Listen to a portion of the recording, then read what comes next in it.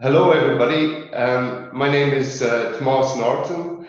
I'm an assistant professor at the Catholic University of Leeuwen, and my speciality is in precision livestock farming, and I lead a group focused on this field, working on many different species, ranging from poultry through pigs to even vultures. And today I'll speak about the applications and the work that we do in poultry production. So I'll just start a little bit quickly about what is precision livestock farming. It's all about this guy in the center. We want to support him in managing his farm, and it's not an easy job nowadays. So there is a lot of animals that he has to manage in order to generate a profit and to create a good livelihood. And therefore, he needs some help to manage these animals effectively. So we're looking towards what kind of technologies can support him. And there's a plethora of devices around at the moment. And yeah, we really want to make sure that he gets the right devices to support his production. Today, what I want to go through is some technologies that we have been developing in the research team, and yeah, some of them are still at research level, but also others are actually on the market and functioning. And I want to start with the incubation process and move through to the production process.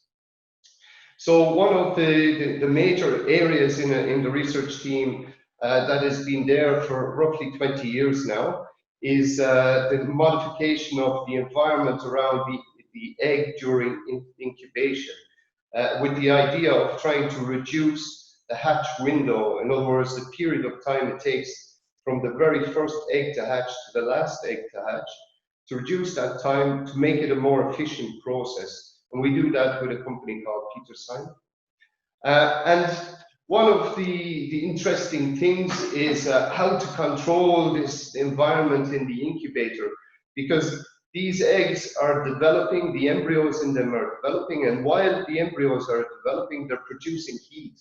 And then this drives heat loss, and yeah, the airflow and temperature is very difficult to control around the eggs because they're all exchanging heat with the air, and this creates this heterogeneous environment inside the incubator.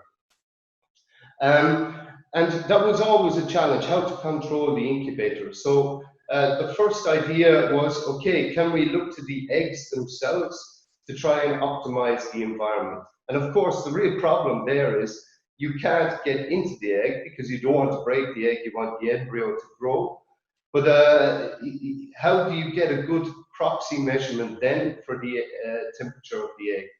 And one of the early experiments showed that you can get a good approximation with a little bit of modeling of the embryo temperature by measuring the eggshell temperature. So the eggshell temperature is actually a very good measure of the embryo temperature.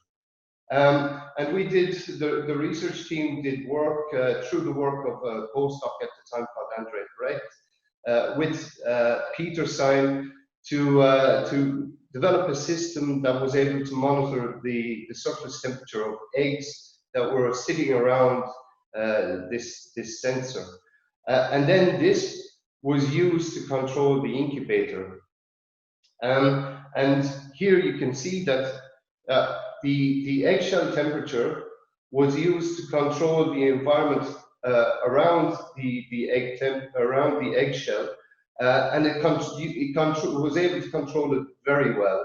So in the first 10 days until the egg started to produce heat itself, the control was to within 0.02 degrees, so it's really fantastic control. But as soon as the egg begins to produce heat, of course, it becomes more challenging because some eggs are developing a little bit faster than others. But even then, using the eggshell temperature as a way to control the environment came in with a reasonable 0.3 temperature difference in terms of the air around the egg and the eggshell itself. So it was actually a reasonable way to control the environment. But that was a basic control, and what we like to do is try and build on top of this.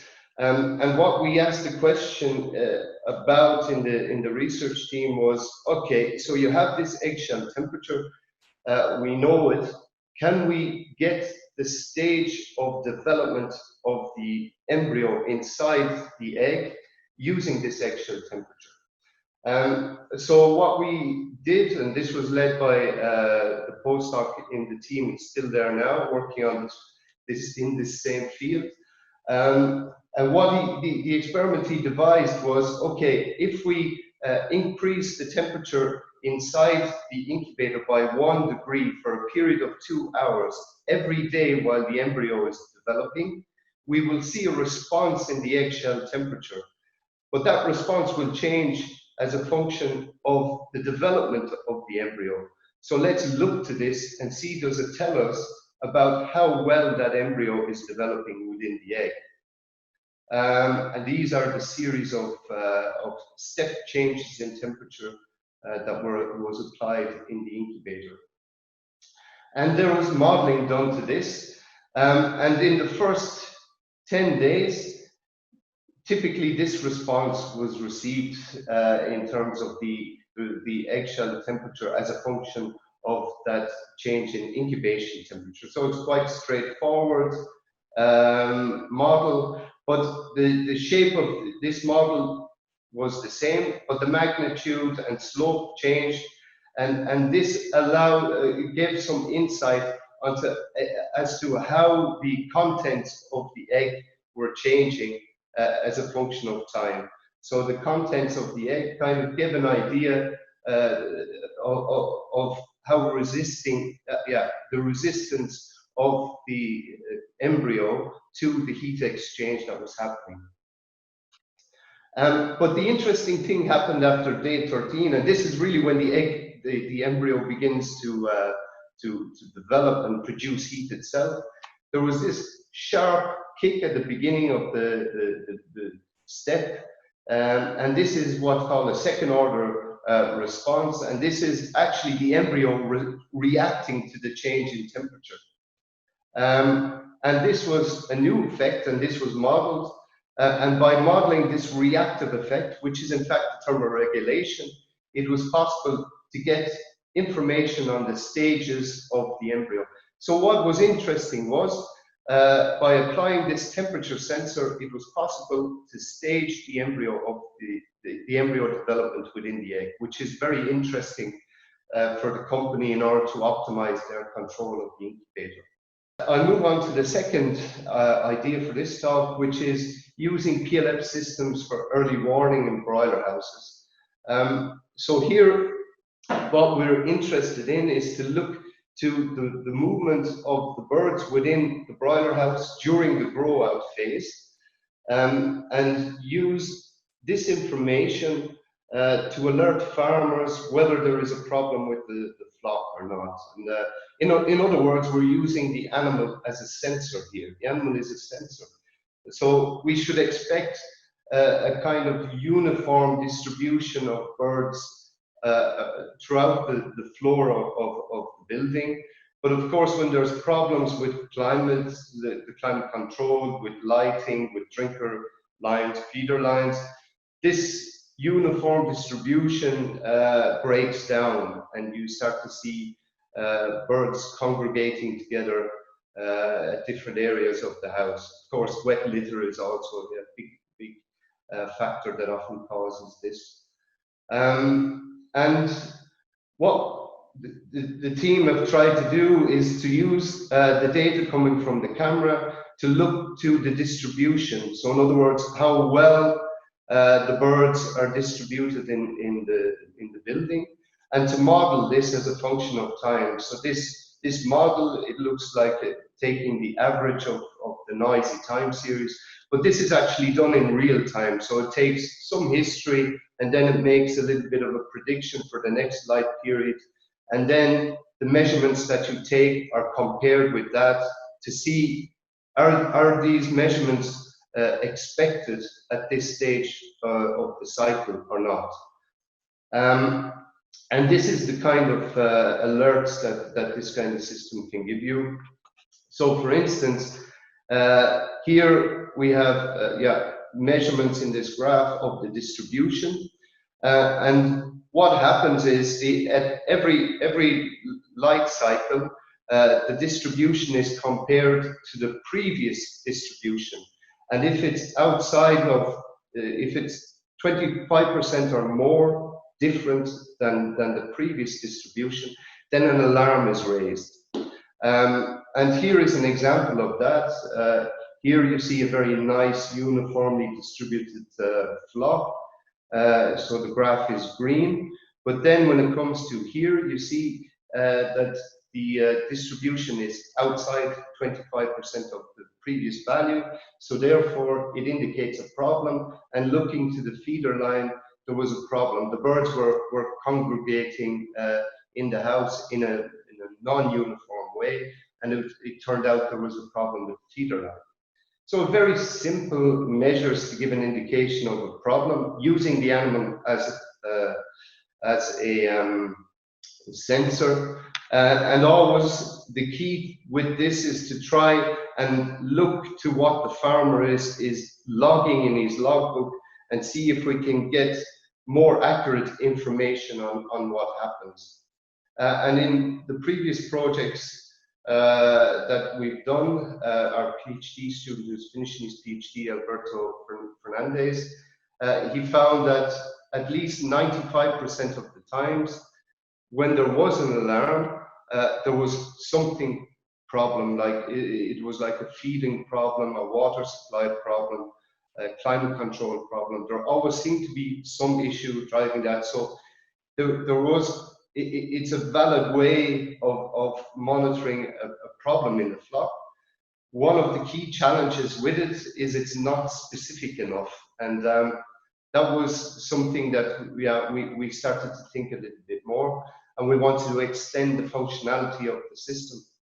And we're taking it further in the current project. It's the Smart Broiler initiative that's funded by McDonald's.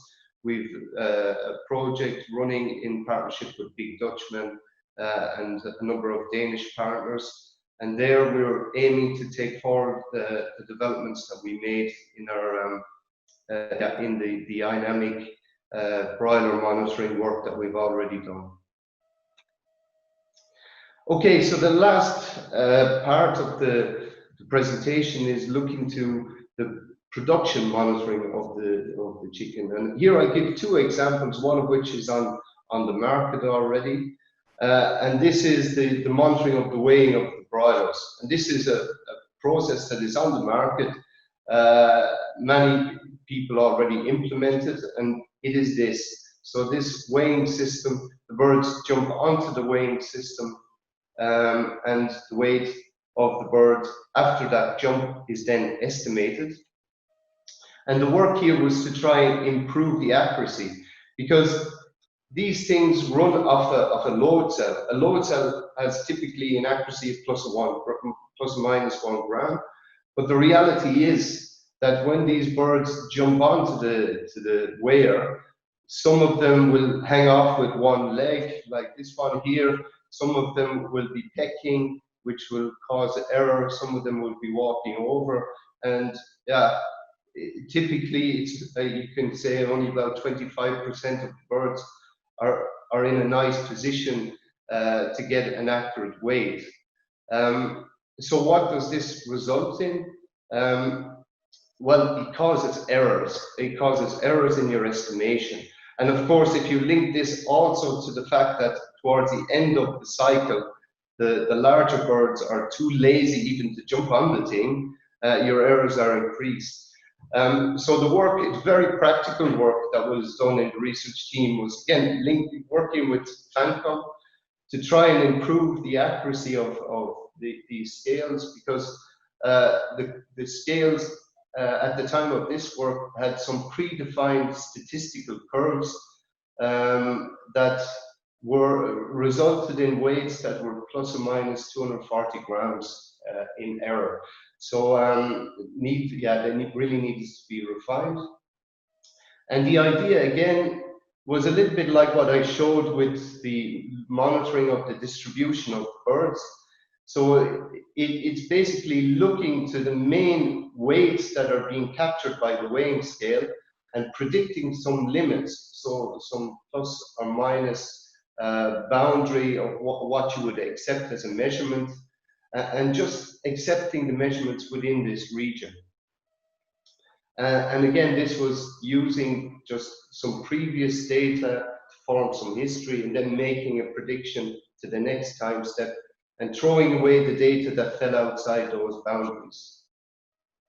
And by doing that, it reduced the error quite significantly. So just by doing some updating of your estimations based on a previous history of monitored weights, you can actually reduce your error, and it's implemented in the current system of FANCOM. And this is the outcome of the system. You can see that these weights were just thrown away because they didn't add value. This weights on the outside of the yellow lines.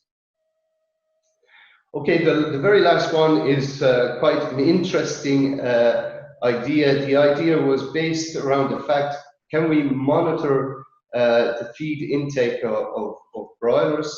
By monitoring their feed intake and also monitoring their weight, we could get real-time estimations of feed conversion ratios, so it could be very interesting to do that.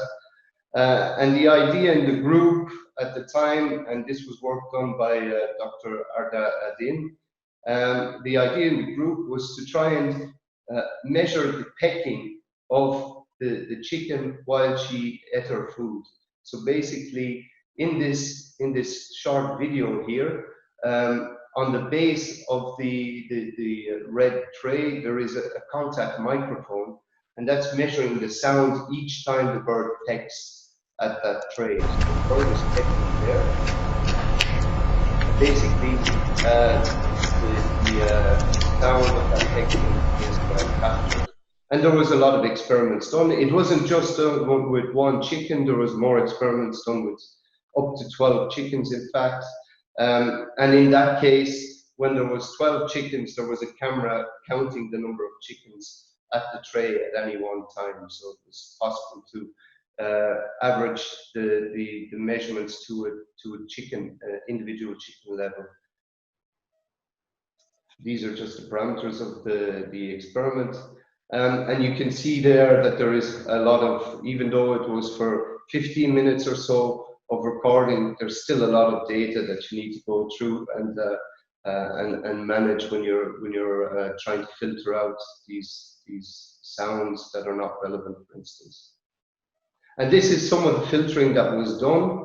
And just an example, yeah, here is the noisy data on top, and then this was processed and by filtering, and then eventually you can get to a point where you just receive as an output the peckings. So every time the bird is actually pecking that tray.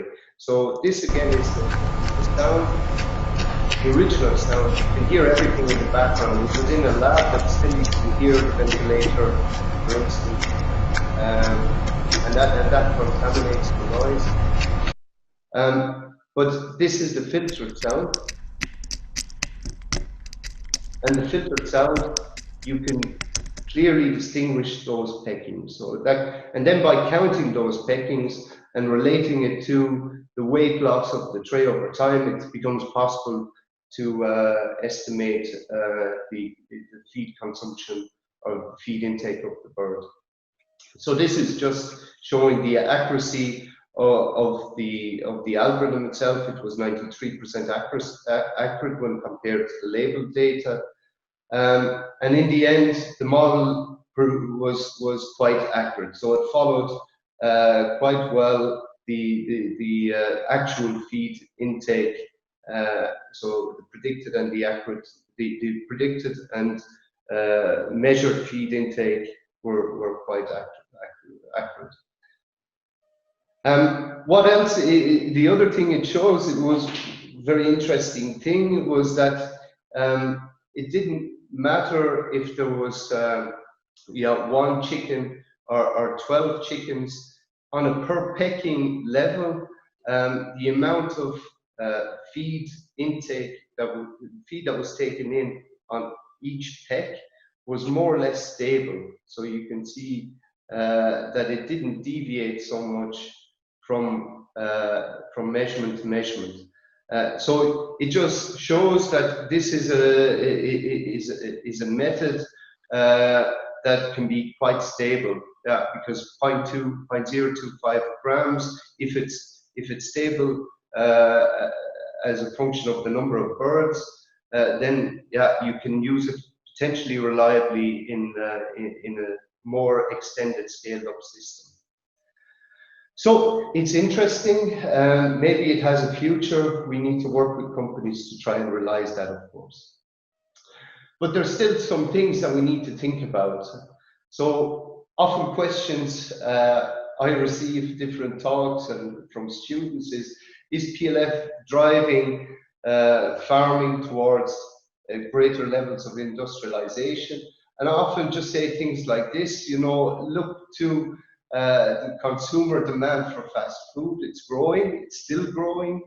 And it's the consumer that's driving industrialization. It's not really the technology. The technology is supporting the farmer to meet the needs of the consumer. But I do believe that we can also be part of a system rethink. We can use the PLF systems to actually measure changes we make on the farm and how effective these changes are. For instance, if we move towards a more welfare-friendly system, is it really welfare friendly, or is it not what we perceive it to be? And PLF can measure objectively this kind of information. And another question is, will it ever make money for the farmer? I think what farmers don't want is to be faced with a situation like this, where they have so many different things coming, devices on the farm, so many different data sources that they need to deal with and manage, that in fact all their time is given just looking at these data sets when they don't want to be busy with this. And it means that we need to work with the farmer to understand what they want. We also need to work together with the industry to be able to bring that kind of solution to the farmer, and work with different disciplines. Engineers will design systems for engineers. So we need to really work together with the different disciplines and the farmers to make sure that the solution meets these needs. Okay, so I'd like to thank you for your attention, and if there's questions, I'm happy to take them.